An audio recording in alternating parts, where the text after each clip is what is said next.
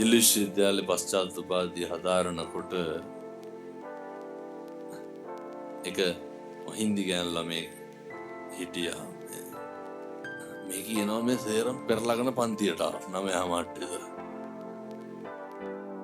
මේ මිත්තා මම හුවා මොකද ඔය කලබලේ කියලා. ෆෝන් එක පෙන්නනවා මේ මං හිතුවේ දෙසුත් උසලා පොළවේ ගහයි කියලා. බලනකොට මේ මට පෙන්නලා කියනවා බලන්න කියලා. තාම ෆෝන් එක ඔන් කරලා නැහැලු. කවුද? කෙල්ල යාළුවා ඉන්න කොල්ලා. තාම ෆෝන් එක ඔන් කරලා නැද්ද? ඔන්ලයින් ඇවිල්ලා නැද්ද කොහෙද? ඔන්ලයින් ඇවිල්ලා නැහැ කිය. මං කිව්වා ඉතින් කෝල් එකක් කරන් බලන්න. මේ නෑ මට සැකයි.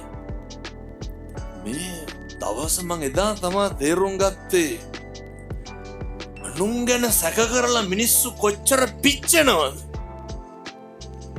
මොකටද පින්නතුනේ අනුන් ගැන සැක කරලා අපි පිච්චෙන්නේ? නැත්තම් මේක තේරෙන්නේ නැත්තම් පොඩි වැඩක් කියන්න අද ගෙවල් වලට ගිහිල්ලා කරන්න. මම මේ පවුල් ගින්න තියනව නෙමෙයි හොඳේ. කවුරු හරි දෙන්නේ කුස්සියේ කතා කර කර ඉන්න. කවුරු හරි කුස්සියේ පැත්තට එනකොට මොකද කරන්න ඕන? කතාව නවත්තන්න ඕන. නැනික කියනකට කරලා බලන්නකෝ. කරන්නේම නැහැ. දීග මගුලුත් එක්ක කරනවා. කවුරු හරි දෙන්නේ කතා කර කර ඉඳලා කතාව නවත්තපුවම මොකද වෙන්නේ? සැකේ. මොකටද දෙන්නේ කවුරුවත් කතා කර කර ඉඳලා නවත්තපුවම අපි සැක කරා. පුරුදු වෙන්න අපිත් එක්ක ජීවත් වෙන්න. අපිට අපේ විශ්වාසයි නම් එච්චරයි. අනේකගේ අසත්පුරුෂකම් ගැන හිත අනේකගේ කැතකම ගැන හිත ඔට්ටු තට්ටු වෙනවට වඩා ජීවිතේ අඩියක් හරි ඉස්සරහින් තියන්න. මගේ සත්පුරුෂකම ගැන හිතන්න. කෛරාතේ තම් පුන නැවත සිහිපත් කරන්න. සුඛෝ පුඤ්ඤස්ස උච්චය. එතකොට තමයි ඒ වගේ ආනිසංස වැඩි දියුණු වෙන්නේ, වර්ධනය වෙන්නේ. ඒ නිසා ධනංජානිටත් තිබ්බේ ඔය ප්‍රශ්න. අපිටත් තියෙන ඔය ප්‍රශ්න. මහා ප්‍රඥාවන්ත භික්ෂුන් වහන්සේලා අතර අග්‍රස්ථායක සරියුත් මහ රහතන් වහන්සේ ධනංජානිගේ හිත පිහිටනවා පින්නතුනේ. නරකයේ ස්වභාවය කියලා තිරිසන් ලෝකේ හිත පිහිටවනවා. තිරිසන් ලෝකේ ස්වභාවය සිහි ගන්නවන ඔය සත්තු කොච්චර වෙනනේ බල්ලෝ කන් කඩාගෙන කුණු වෙලා තැන් වල දුවන හැටි. එකමටවත් එහෙම බය හිතෙලා නැද්ද තිරිසන් ලෝකේ අපි උපදී කියලා? ඔක උපදිනකන් තේරෙන්නේ නැහැ නේ පින්නතුනේ. ඔක තේරෙන්නේ එහා පැත්තයි මෙහා පැත්තයි පේනකොට. ඒක බලලා පහ වෙන්න පුළුවන්ද? ඔක බලන්න නම් ඉතින් මරන්න වෙනවා. මතක තියාගන්න. ධනංජානිව තිරිසන් ලෝකේ භයානකකම් පෙන්නලා දීලා හිත පිහිටවනවා പ്രേත ලෝකේ. പ്രേත ලෝකේ කල්ප ගානක් දුක් විඳින්න වෙනවා. මල මුත්‍රා අනුභව කරන්න වෙනවා. සරව ජරාව අනුභව කරන්න වෙනවා. බෙල්ල ඇඟිල්ලක් වාගේ සඳ කල ගෙඩියක් වාගේ තියාගෙන මොන දුක් විඳින්න වෙනවද පින්නතුනේ? කවදා පිනක් දහමක් කරගන්නද? වතුර ටිකක් හරි සතෙකුට දෙන්න පුළුවන් මොන ආත්මෙද? ඕකෙන් හොඳට වැඩ ගන්න. බලලෙකුටවත් ගහන්න එපා පින්නතුනේ. සතෙකුටවත් හිංසා කරන්න එපා.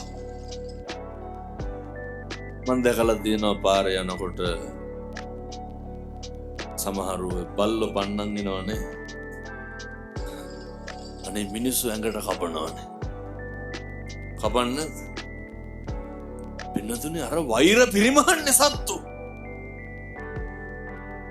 ඒ සත්තුන්ට ඒවත් තේරෙන්නේ නැහැ. එහෙම වෙයි කියලා තමයි මෙහෙම බණ කියන්නේ. අපි මොකටද ඉතින් බල්ලෝ වෙන්න යන්නේ? ඒ සත්තුන්ගේ ආත්මේ මුදව ගන්න.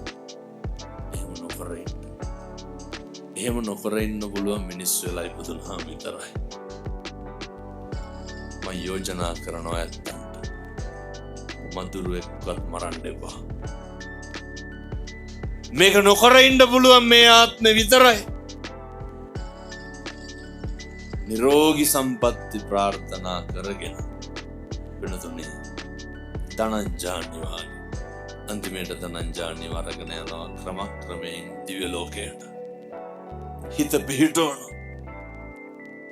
ක්‍රමක්‍රමයෙන් අරගෙන ගිහිල් බ්‍රහ්ම ලෝකයේ දක්වා අරගෙන ගිහින් නවත්තන මහා ප්‍රඥාවන්ත සරියුත් මහ රහතන් වහන්සේගේ බලය හැකියාව ඒ කරලා උන්වහන්සේ ජේතවනාරාමයට වඩිනකොට බුදුරජාණන් වහන්සේ බණ පටන් අරන් බෑ මේ වහින්න කලින් බණ කියලා ඉවර කරන බයෙන්ඩම අඩේ වහින්න බා බුදුරජාණන් වහන්සේ අහනවා සරියුත් මහ රහතන් වහන්සේගෙන් කොහෙද වැඩි? සරියුත් මහ රහතන් වහන්සේ කියනවා බුදුහාමුදුරනේ ධනංජානි අසනීප වෙලා හිටිය බලලා එන්ට ගියා. බුදුහාමුදුරෝ කියනවා සරියුත් මහ රහතන් වහන්සේට සාරිපුත්‍රය අපරාධේ. ඇයි අපරාධේ? ධනංජානි නිකං බ්‍රහ්ම ලෝකෙ තියලා වෙයි. තව ටිකක් බණ කියන්න සෝවාන් වෙන්න ලං වෙලා හිටියේ. මේකේ තප්පරයක්වත් මිස් කරන්න එපා පින්නතුනේ. ධ්‍යාන උපදවන්න පුළුවන්. තරහව නැති කරන්න ඕන. සරියුත් මහ රහතන් වහන්සේ අසුරු සැනින් බඹලෝට වඩිනවා. වැඩලා ධනංජානි සෝවාන් මාර්ගඵලලාභී බවට පත් කරන්න බණ කියනවා. එදා ඉඳන් තමයි බුදුවරු ඉගැන්වුවේ අපි බණ කියන්නේ දිව්‍ය ලෝකවල බ්‍රහ්ම ලෝකවල මිනිස්සු තියන්ට නෙමෙයි. ඉදං මේ පුඤ්ඤ කම්මං ආසවක්ඛ්‍යා වහං හෝතු සබ්බ දුක්ඛා පමුච්ඡතු. අහන බණ පදයක් ගානේ පාරමිතාවක් කරගන්න. මේවා පුරන්ට කය වචනය සංවර කරගන්න. මම මෙහෙම දේශනා කරන්නේ මේ යුගය හරියට තරුණ මහත්තුරු බණ අහන කාලේ. හරියට තරුණයෝ ධර්මය වැළඳ ගන්න කාලේ. කොච්චරද කියනවා නම් පින්නතුනේ කම්ම කෙනෙක් ෆොටෝ එකක් කියලා තියෙනවා. කොල්ලට අවුරුදු 22යි. 21යි තමයි. තාත්තගේ රෙදි හොදනවා ටැප් එක ගාව දාගෙන. කොල්ල හාම්ම කියනවා හාමුදුරුවනේ දවසක් දෙකක් මේ හාමුදුරුව කෙනෙක්ගේ බණ අහනවලු බලනකොට. ඇහුවලු දැන් කවුද අම්මලාට බණ අහන්න ගියා? අර පුතා. ළමයි තමයි පෙන්නන්නේ. ළමයිට තමයි ඌමනාව තියෙන්නේ. යම්ම කියන හාමුදුරුවනේ කොල්ලා වෙන්නදා රාත් 10-11 වෙනකන් ගෙදර ආවෙ නැහැ. මොන හේතුවක්ද දන්නේ නැලු. දැන් අපි කනකොට කොල්ලට බත් කන්න ඕනලු. තාත්තගේ රෙදි ටික හොදනවලු. කියනවා තාත්තා හිටිය දරුවෝ අතෑරලාලු. ඒවා හැදෙනවා. දෙමව්පියන්ට ලොකු වගකීමක් තියෙනවා. ඔය එක තාත්තා කෙනෙක් මට කියනවා මේ පැත්තේ කොල්ලෝ ගංජා ගන්නවද නැහැ? නැතුවද මං හිතන්නේ. නෑ බොහෝ පැතිවල ගංජා නැත්තව කොහෙද මේ අවුරුදු 16 17 පැටව ඇච්චෝ බැච්චෝ ගැහුවොත් එහෙම දෙකට ගන්නවා. අර බයිසිකල් ගත්තාම ඉමක් කොනක් නැතුව යන ළමයි ඉන්නවද මේ පැතිවල? මං දැකලා තියෙනවා සමහර ළමයි යන්නේ පව්. හෙල්මට් එක දැම්මම කුකුලට තොප්පිය දැම්මා වගේ. ඔළුවට වඩා හෙල්මට් එක ලොකුයි. එහෙම තියෙනව නේද අර? දිගට. බයිසිකල් පව් ඉතින් ඒ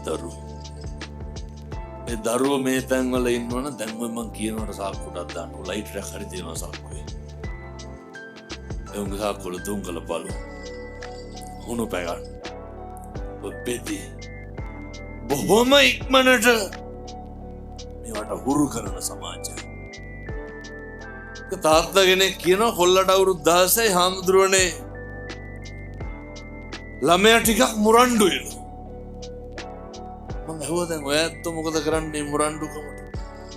මං ටිකක් තදට ඉන්න පටන් ගත්තලු එතන. මේ ඇත්තොත් එහෙම ළමයි දඟයි නම් අම්මලා තාත්තලා මොකද කරන්නේ? තදට ඉන්න. ඌවා තඩ ගොම් වැඩ පින්නසද? මෝඩකම් මොනවාද? ළමයිට තදට ඉන්න එක. මම ඇහුවා අර තාත්තගේ කොල්ල එහෙනම් මද්ද්‍රව්‍ය වලට තුරු වෙලා ඇත්තේ කියලා. නෑ එහෙමනම් දැනගන්න නෑලු අම්මගේ වැඩේ හැම වෙලේම කොල්ලයි කට ඉබිනකලු. කොහේ හරි ගිහින් ආපු ගමන් මොකද කරන්නේ? කට ඉබිනු. ඔය පෙරේද නේද පළවෙනිදා තිබ්බ වැලි කන්දේ පොළොන්නරුවේ ලොකු දේශනාවක්. හිතන්නේ 5000කට වැඩි සෙනග වැලිකන්ද නගරේ ක්‍රීඩා පිටියේ ලෝක ළමා දිනේ දවසේ මං විශේෂ වශයෙන් කිව්වේ දරුවන්ට ආත්ම ගෞරවය දෙන්න. දරුවන්ගේ පෞරුෂය රකින්න. ගෙවල් වලින් කරන මහ කැත වැඩක් තමයි පින්නතුනි. දරුවන්ගේ පෞරුෂය කොන්ද කඩනවා ගෙදරේ. කොල්ලෙකුට තියෙන්න ඕන හොඳ ආත්ම අභිමානය. ඒක බුදිය ගත්තට පස්සේ දොරට කන තියාගෙන ඉන්න බෑ මොකද කරන්නේ කියලා අහන්න. අම්මලාගේ තාත්තලාගේ වැඩ. මම ඇහුවා තාත්තගෙන්. ඔය තදට ඉන්න මතක් වුණා වගේ. කවද්ද ළමයාත් එක්ක අන්තිමට බත් කටක් කෑවේ. මතක නැහැ. මේ තාත්තලාට මතකද? කවද්ද කොල්ලට අන්තිමට බත් කටක් කැව්වේ? කවද්ද ළමයාගේ ඔළුව අත ගෑවේ? එතකොට කියනවා මේ බුරුලට ඉඳලා බෑලු. වෙන්න මොකද වෙන්නේ? ළමයි බුදුහාමුදුරු උගන්වන්නේ මොකද්ද? එකට එක කරන එක නවත්තන්න. ගෙවල් වල ප්‍රශ්න ගොඩක් අඩුයි කට වහගෙන එක ඉන්නවනේ. එකක් කිව්වොත් අනිත් පැත්තෙන් 60ක් විතර කියන්න නැද්ද අපේ ගෙවල් වල? කොහෙද සමතය? කොහෙද මෛත්‍රිය? එකට එක කියන එක නවත්තන්න පුරුදු වෙන්න. එකට එක කරන එක නවත්තන්න. මම හවර තාත්තගෙන් කවද්ද අන්තිමට කොල්ල අරගෙන මගේ පුතේ කියලා තුරුල් කරගත්තා. එක දවසක්වත් නැහැ. අර බෙදාගෙන ඉන්නව නේද ගෙවල් වල? මේ තාත්තා සැරට ඉන්නව අම්මා බුරුලට ඉන්නවා. අනේ කවුද ඉගෙන්නේ? හදාගත්ත මනස්ගා වෙන්නේ දරුවෝ ඈත් වෙන එක විතරයි. මම අපේ තාත්තලාට කියනවා. පැත්තොන්ගේ අර බජාර් භාෂාවෙන් කියන්නේ ආතල්නේ. පැත්තන්ගේ ආතල් හින්දා දරුවෝ නැති කරන්න එපා. ඒ මොකද්ද? දරුවොත් එක්ක බත් කටක් කාලා බුදිය ගන්න තියෙන වෙලාව කොහෙවත් යන්නේ උන් එක්ක බොණ්ඩ දා ගන්න එපා. බිරිඳයි දරුවෝ එක්ක ගෙදර ඉන්න තියෙන වෙලාව කොහෙවත් යන මිනිස්සුන්ගේ පාටි වලට ගිහිල්ලා වැඩක් තියෙනවා. එක බිරිඳයි දරුවෝ එක්ක ඉන්න නිදා ගන්න බත් ටික කන්න වැළඳ ගන්න තුරුල් කර ගන්න තියෙන වෙලාව හම්බ කරන්න යට කරන්න එපා. මේව නම් පුරුදු වෙන්න වෙනවා පින්නතුනේ. මේවා පුරුදු වෙන්නේ නැතුව නේ කටින සිවුර කිල්ලත් වැඩක් තියෙනවා. මෙව්ව ගෙදරක නැත්තම් චෛත්‍ය ගෙඩි පිටින් කිල්ලක් වැඩක් තියෙනවා. මේවා තියෙන්න ඕන පින්නතෝනේ. ගෙදරක ආදරය තියෙන්න ඕන. ගෙදරක ව්‍යාපාදේ නැති කරන්න පළමු තැන ගෙදර වෙන්න ඕන. වෛරය, ක්‍රෝධය, ද්වේෂය පටන් ගන්න ගෙදරින්. ඒක එතනින් නැති කරන්න පුරුදු වෙන්න ඕන. ඒ නිසා කාලෙකින් හම්බෙච්ච මනුෂ්‍යාත්භාවය තුරු කුලප්පුව නවත්ත ගන්න. හරි නියතමානී වෙන්න. ඔය හරි අමාරුයි මේ පන්සල් කෙරුවා මේ පැතිවල නම් නැතුව ඇති. බැරි වෙලාවත් දහම් පාසලක් තියෙනවද මේ? ළමයා තරගවලට දැම්මේ නැත්නම් එහෙම දායකෙනුත් එක අස වෙනවා. දැන් මේ පාර කටින ඔය පින්නතුන්ද කරන්නේ. කොහොමද කිට්ටු කරලා හඳුරෝ කිව්වා නම් එහෙම නෑ වෙන කට්ටියක් කරන්න කියලා. අය මේකට බත් අම්බලා ඉවරයි. මිනිස්සු හරියට මම කියන්නේ මේ පැතිවල එහෙම නැති අනිත් පැති ගැන හොඳ. පිරිමහනවා පන්සල් එක්ක හාමුදුරුවෝ එක්ක. මේ දායක සභාවෙන් මොකක් හරි වුණොත් එහෙම කාත් එක්කද වෛර පිරිමහන. හාමුදුරුවෝ පන්සල් යන්නේ හාමුදුරුවෝ කියලා. ඔය මේ පැතිවල තියෙනවද මරණාධාර සමිතිය මෙව? සභාපතිලා ඇවිල්ලා නැත්තේ නේද? නෑ මේ පැතිවල එහෙම සභාපතිලා එහෙම නැතුව ඇති. බොහෝ පැතිවල මරණාධාර සමිති දායක සභාවල සභාපති ගම්මා දිසාපතිකම කරනවා. ඒ කරන්න වෙන්නේ නැහැ. උත්තම එකක් නෙතිය. මම කියන්නේ මෙහෙම නෙමෙයි මෙහෙම නැද අනිත් පැතිවල එහෙමයි. මිනිහට පඩි හම්බෙන අර මරිච්චාම දෙන ඔය පෙට්ටියට දෙන කීයක් හරි තමයි. සමහර ළමයි කියනවා අරුන් ඉන්නකම් අපි යන්නේ නෑලු. කියන්න. ඔය එවුම් හාඳුරලා ගාව ගන්න එපා මොකේද? මේ දෙයනේ කියලා විහාර මන්දිරේ තියෙනවා. ඇවිල්ලා බුද්ධ වත හොඳට කරන්න බැරිද? චෛත්‍ය මලු අමදින් බෝ මලු අමදින් කාටද පිං සිද්ධ වෙන්නේ? මොකටද බුදුහාඳුරුවන්ගෙන් පලි ගන්න? මොකටද ශාසනයෙන් පලි ගන්න? මං අහනවා මේ පන්සලට ඇවිල්ලා ඉන්න තරුණ මහත්තුරුන්ගේ කවද්ද අන්තිමේට ගෙදර ඉන්න අම්මටයි තාත්තටයි දන ගහලා වෙන්නේ? එහෙම මතක තියෙනවද? කවද්ද ඇවිල්ලා බෝමලු ඇමදුවේ? දැන් ගේ වෙලාවක් නෑ කියලා. පින්නතුනේ අපිට වෙලාව තියෙනවා මොන වෙලාවටද? ඒ වෙලාව හැදෙන්නේ ටික ටික බැරි ගහනකොට.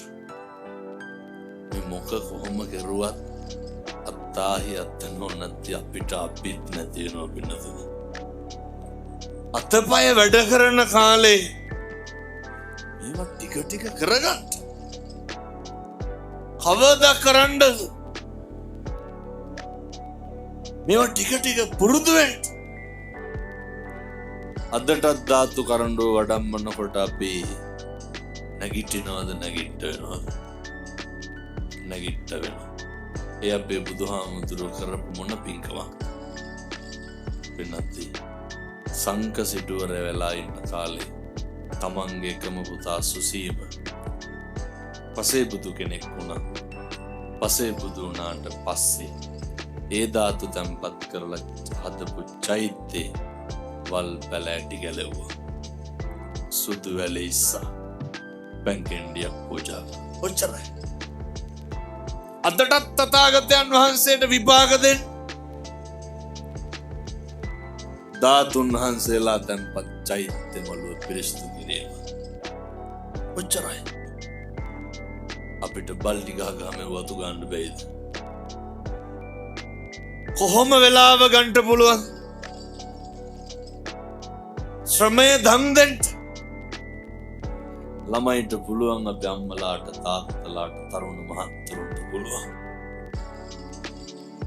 ඔය නේ රැඩිකල් ඒවා තියෙන්න ඕන කමක් නෑ මග කුමාරයා චක්‍රවර්ති රාජ සම්පත්තිය ලබාගත් මොනා කරලා ශ්‍රමය දන් දීලා මතක තියාගන්න හැමදාම ශ්‍රමය දන් දෙන්න බෑ ශ්‍රමය දන් දෙන්න ශාසනය වෙනුවෙන්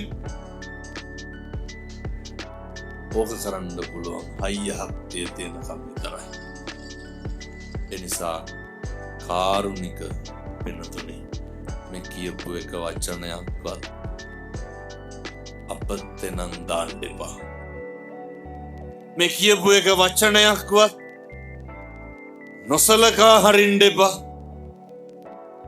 ඒකට බරපතල හේතුවක් තියෙනවා දැන් කවදනම් අය අපි මිනිස්සු වෙලා උපදීද ඉපදුනත් කවදනම් මට අය මහාන වෙන්න හම්බෙයිද මහාන වුණත් කවදා අය බණ කියන්න හම්බෙයිද බණ කියන්න හම්බුණත් මිනිස්සු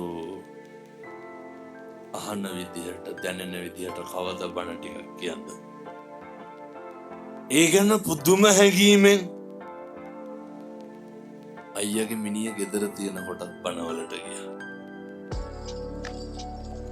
පාන්සු කුලේ කරලා දානේ කරලා ආවත් හරි තව ගෙදර යන්න බැරි වුණා ඇයි ජීවිතේ නවතින්න එපා කිසිම තැන අකාරුණිකකම නෙමෙයි සංවේදී නැතිකම නෙමෙයි දවසට 4-5 ගමනක් කතා කරා එහෙම නොයන්නේ අම්මගේ තාත්තගේ ඉල්ලීමේ හින්දා ඒ කට්ටියගේ ඕනකම හින්දා සියලු අවශ්‍යතා සම්පූර්ණ වෙනවා මොකද භෞතික ලෝකේ සමහරක් දේවල් නිසා ආධ්‍යාත්මික ඒ සංවර්ධනය නවතින්න පුළුවන් අර දන්නවනේ අර කිරිහා මිසිල් ගන්න ගිහිල්ලා වෙච්ච වැඩේ ඔය බේවස් සමාදන් වෙන එක සිල් ගන්න එක ආධ්‍යාත්මය හදන එක ඔය කොහේ හරි ගිහිල්ලා ඒ බණ භාවනා කරුවට ගැටලුවක් නෑවා කරන්න ඕනේ සියල්ල අතාරින්න ඕනේ මනසින් ඒවා කරන්න ඕනේ මනසින් ඒවා කරන්න ඕන හොඳ අවබෝධයකින් එහෙම නැතුව අන්ධ වතාගේ ලක්ෂණ කියෝ වාගේ ධර්මය අල්ලගන්න එපා වත්තන්ට මේ වචන අපත් කරන්න එපා කිව්වේ අප්‍රමාණ කරුණාවකින් සහ කැපවීමකින් කියන නිසා අධිෂ්ඨාන කරගෙන මේ විදිහට ජීවිතේ ගොඩනගා ගන්න පළවෙනි යෝජනාව හෙට ඉඳන් ගෙවල් වල කිසි කෙනෙකුට තෝ කියලාවත් කතා කරන්න එපා පුළුවන් හෙට ඉඳන් ගෙවල් වල කිසි කෙනෙකුට තෝ කියලාවත් කියන්න එපා හෙට ඉඳන් ගෙවල් වල කිසි කෙනෙකුට කුණුහරුපයක්වත් කියන්න එපා කටම තමා පරිස්සම් කරගන්න අර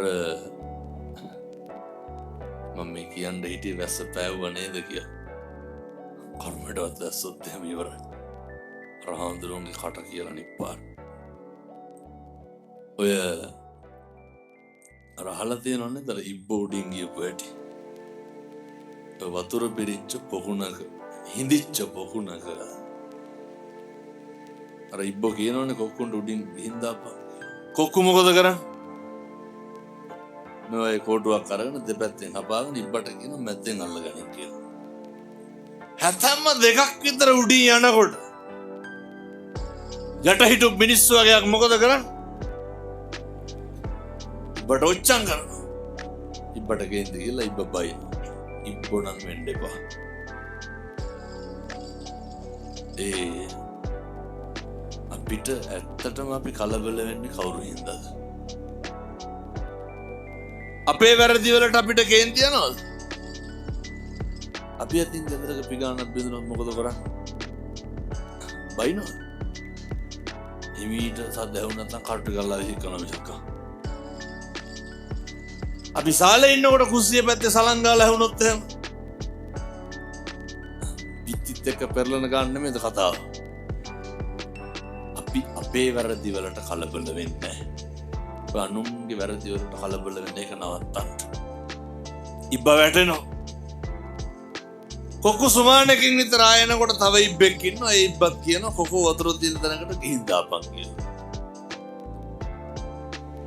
කොකු කියනවා ඉබ්බුන්ගේ කටවල් හොඳ නැහැ. ආය කවදාවත් ඉබ්බෝ රයන්නේ නැහැ කියලා. 1000 පොරොන්දු ගෙවිස්වාගෙන බැරිම තැන. කොකු මොකද කරන්නේ? අයත් මේ විදිය කෝටුවක් අරගෙන දෙපැත්තෙන් හපාගෙන ඉබ්බට කියන මැද්දෙන් අල්ලගනින් කියලා.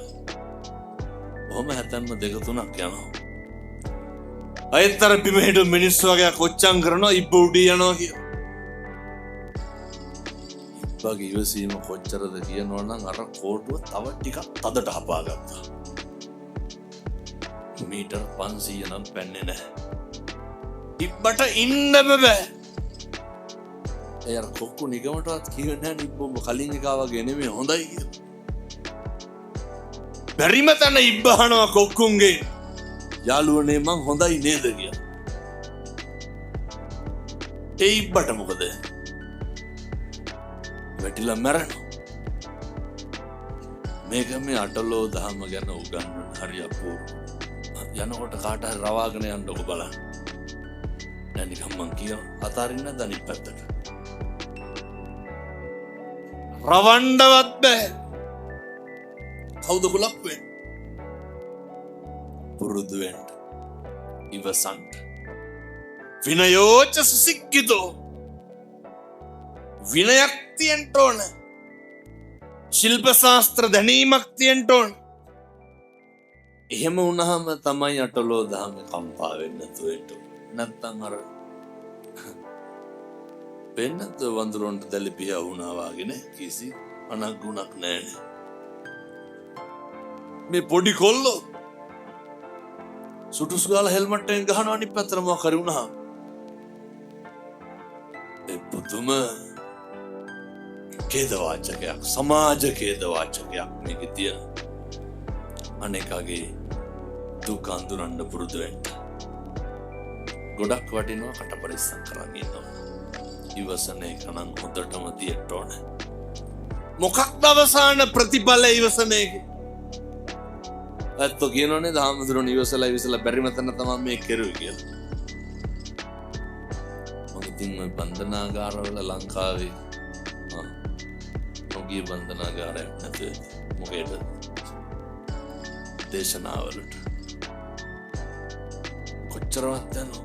අවුරුදු 19 කොල්ලෝ 20 21 අඬලා කියන ඇවිල්ලා මොනවද?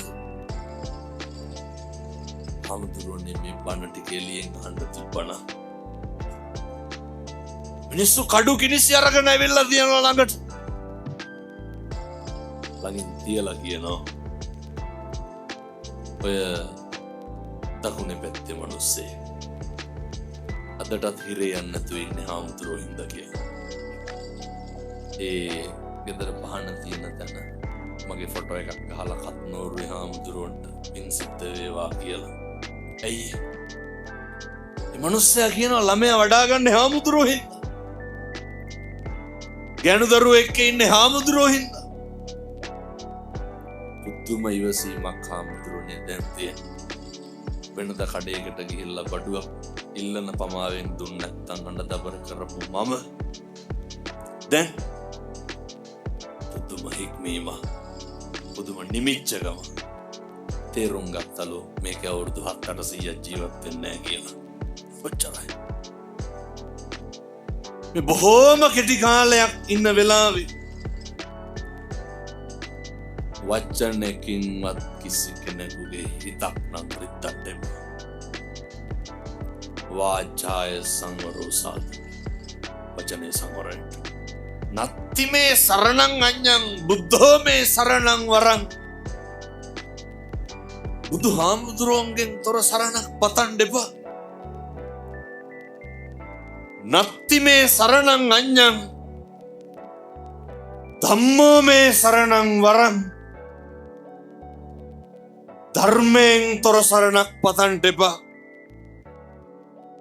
මොකද ඒ සබ්බ රතින් ධම්ම රතින් ජිනාති සියලු රතින්ට එහා ගියපු රතියක් තියෙන්නේ ධර්මය. ඒක හොඳට කාවැතුනහම සබ්බ පාපස්සා කරන එකදු අකුසලයක්වත් කරන්න එපා. කුසලස්ස උපසම්පදා කුසල් පමණක් වැඩි දියුණු කරන්න. සියලු පුතුවරුන්ගේ අනුශාසනා. රහසින්වත් හිතකින්වත් පව් කරන්න එපා. ඇත්තෝ කියයි දැන් හාමුදුරුවනේ අපි ගෙවල් වල කොච්චර හොඳට ඉන්න ගියත් ඉන්න බෑනේ කියලා. ඔකනේ තියෙන ප්‍රශ්නේ. නිකමට හිතන්න. ඔය අද එක අම්මා කෙනෙක් මට කියනවා ජීවිතේම එපා වෙලා තියෙන අම්මා හින්දා. ඇයි ගෙදර සැනසීමෙන් ඉන්න දෙන්නේ නැහැ. අත්තන්ට එකම හිස රදේ ගෙදර කට්ටිය. වෙන කවුද? ගෙවල් වල එනකොට නැගත් එක දෙරි ගහලා ලේ ටික පිච්චිලා නෙමෙයි තියෙන්නේ. ගෙදර මිනිස් දැන් පුරුදු වෙන්න ඕනේ. මිනිස්සු දෙන්නේ මොනවාද? මිනිස්සු ගාව තියෙනවා. දැන් මම මේක කියනකොට හිතන්න ඕන අපි ගාව මොනවද තියෙන්නේ? කැතකම තියෙන මිනිස්සු කැතකම දෙනවා. වෛරය තියෙන මිනිස්සු වෛරය දෙනවා. අනේක රිද්දන්න ඕන කියලා හිතේ වෛරය පැහෙන මිනිස්සු ළඟ තියෙන ඒවා දෙන්න පින්නතුනි. අපි මොන කරන්නද? එහෙමයි කියලා ඒවා අපි ගන්න එපා. දන්නවනේ අර ජර්මනි තාප්පේ ගහුවට පස්සේ අනිත් පැත්තේ දකුණේ මිනිස්සු මොකද කරේ? අතු ගාලා තිබ්බ කුණු රොඩු සේරම දාන. ඔය නැගෙනහිර බටහිර. නැගෙනහිර මිනිස්සු බටහිරට දාන. බටහිර මිනිස්සු මොකද කරන්නේ? ඒ පැත්තේ තිබ්බ එළවලු පළතුරු කඩලා මළු වල දාලා තාප්පේ එල්ලනවා. එල්ලලා බෝඩ් එකක් ගහනවා. අපි දෙන්නේ අපි ගාව තියෙනවා කියලා. මතක තියාගන්න. මිනිස්සු දෙන්නේ මිනිස්සු ගාව තියෙනවා. ඔය කටවල් වලින් මේ වෙනකොට කීපාරක් කියලා තියනවද? කියලා නැද්ද? අපි හිතුවේ නෑ එවුන් අපිට මෙහෙම කරයි කියලා කියලා. ඕනතරම් කියලා අය හිතන්න දෙයක් නෑ. මිනිස්සුන්ගේ හැටි. ඒක මිනිස්සු ගාව තියෙන එක දෙන්නේ පින්නතුනි. අසත්පුරුෂකම තියෙන මිනිස්සු අසත්පුරුෂකම දෙනවා. අපි මොකටද අසත්පුරුෂ වෙන්නේ? අපි ගාව තියෙන අනේකාගේ කොච්චර අසත්පුරුෂකම් නොමිනිස්කම් කෙලෙහි ගුණ නැතිකම් තිබ්බට කමක් නෑ. අපි ගාව කෙලෙහි ගුණේ තියාගන්න. ගොඩක් මිනිස්සුන්ට මතක නැති කේස් එකක්. ඔක මොකද්ද? ඔය කියන්නද අපි ඒ කාලේ උන්ට මෙහෙමයි කරුවේ කියලා කියනවනේ. කියන්නේ නෑ ආයෙ. කෙලෙහි ගුණේ නැත්තම් අපි මොකක් කරන්නද? ඒ ගුණේ අපි ගාව තියාගන්න. මගුල් බණ කියන්නත් කලින් තථාගත බුදුහාමුදුරුවෝ ලෝකෙට පෙන්වුවේ මොකක්ද? කෙලෙහි ගුණ සලකන්න කියලා. ඔය අපිට ඔය ෂොට් එක දෙන තරමක් දෙන්නේ කවුද? කාලයක් අපෙන් යපුණු මිනිස්සු නෙමෙයි. හොඳට බලන්න. දැන් ඔයත් මෙහෙම කියනකොට හිතන නැති අපි ගාවට යාළුවෝනේ. මං කියන්නේ මිනිස්සු ගන්න නෙමෙයි. කසාද බිරිඳ කසාද ස්වාමියා ඒ උදවිය තරම් රිද්දන්න වෙන කවුද? දැන් ඔය මම ඉතින් පවුල් 800ක් ගැන ඉතල දන්නවා. ඔය කෙලලා ඇවිල්ලා පුනහරපු කියලා බයිනකොට රිදෙන්න කවුද රිද්දන්නේ? පිට මිනිස්සු කවර කතාද? මේ වයසක අම්මලාගෙන් තාත්තලාගෙන් අහන්න දරුවෝ සලකනවාද කියලා. බෙහෙත් ගේන්න යනවා ඇති. කණ්ඩ දෙනවා ඇති. තව මොනවද කරන්නේ? සතුටු සාමීචයක් තියෙනවා. කවද්ද ඔය ගෙදර ඉන්න අම්මගේ තාත්තගේ අන්තිමේට තෙල් ටිකක් ඔළුවේ ගෑවේ? දැන් මම නිකන් කියනකොට මතක් කරන්නකො බලන්න. කම්පා වෙන්න එපා. කවද්ද මම්මගේ අම්මගේ ඔළුවේ තෙල් ටිකක් ගෑවේ? තාත්තා කහුල් දෙක මිරකපු කාලයක් මතකද? මෙව මොකෝවත් නැහැ. මේ නිවන් දකින්න තමයි ඔට්ටු වෙන්න හොගාලා. පුරුදු වෙන්න. අර කිරිබොන කාලේ බත් කන්න යන්න එපා. ප්‍රගුණ කරන්න. ඒ සඳහා අවශ්‍ය ශක්තිය ධෛර්යය මොන පටන් ගන්න පැයකමාරයි. ඔය සියලු දෙනාට දලදා හාමුදුරුවන්ගේ පිහිටෙන් ලැබේවා සාදු කියලා ප්‍රාර්ථනා කරන්න. වැදගත්ම කාරණය තමයි පිනතුනේ කාලෙකින් ලැබිච්ච මනුෂ්‍යාත්ම භාවය තුළ අර පතිරූප දේශවා සෝචනේ උපේච කත පුඤ්ඤතා මිනිස්සුන්ට තියෙන්න ඕනේ පෙර කරපු පින් ඇති භාවයේ තියෙන්න ඕනේ. එහෙනම් පින් කරන්න නම් අපිට සුදුසු පරිසරයක් තියෙන්න ඕනේ. ගැළපෙන්නේ නැත්තම් හරියන්නේ නැත්තම් මොකද කරන්න ඕනේ? අර මණිකණ්ඨ නාගයාට වෙච්ච දේ දන්නවනේ. ඇවිල්ලා නාගයා උඩට එනකොට මණික ඉල්ලනවා.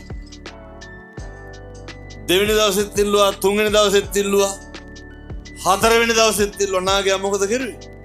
අත්පැත්ත පලාතකටවත් කියන්නේ. එහෙම වදයක් වෙන මිනිස්සු ඉන්නවනම් අයින් කරලා දාන්න. වද එල්ලගෙන ඉන්න එපා. හිරිහැරයක් තියෙන මිනිස්සු ඉන්නවනම් අයින් කරලා දාන්න. ඔය විසර ගෙඩිය මිරිකලා සැරවැරියට පස්සේ කැක්කුම නැහැ පිළිද. ඔක තියාගෙන ඉන්නකම් කැක්කුමයි පුපුරු ගහනවා. ඒ හින්දා ඒ සඳහා අවශ්‍ය ශක්තිය ධෛර්යය මේ අම්මලාට තාත්තලාට සත්පුරුෂයෝ විදියට ජීවත් වෙන්න සුවිසි අනන්ත බුදු ගුණේ බලයෙන් ලැබේවා සාදු කියලා පතන්න. මේ උතුම් ධර්ම දේශනාව මේ අපි මේ ආරාධනා කරා කිව්වේ කවුද කියලා දන්නේ මම මේ වෙනකම්. කළුද සුද්ධ කියලා හදන්නේ. ඒ ප්‍රසාද් චින්තක මහත්මයා පන්සලේ ඉන්න හාමුදුරුවන්ට දීර්ඝායු ප්‍රාර්ථනා කරනවා. ප්‍රසාද් චින්තක මහත්මයාගේ සුජීවත්වයේ ඉන්න අම්මටයි තාත්තටයි නිරෝගී භාවය ලැබේවා. ඒ අම්මා තාත්තා සතුටු වෙන්න ඕන අපේ දරුවෝ මේ විදිහට මේ කටයුතු කරනවා.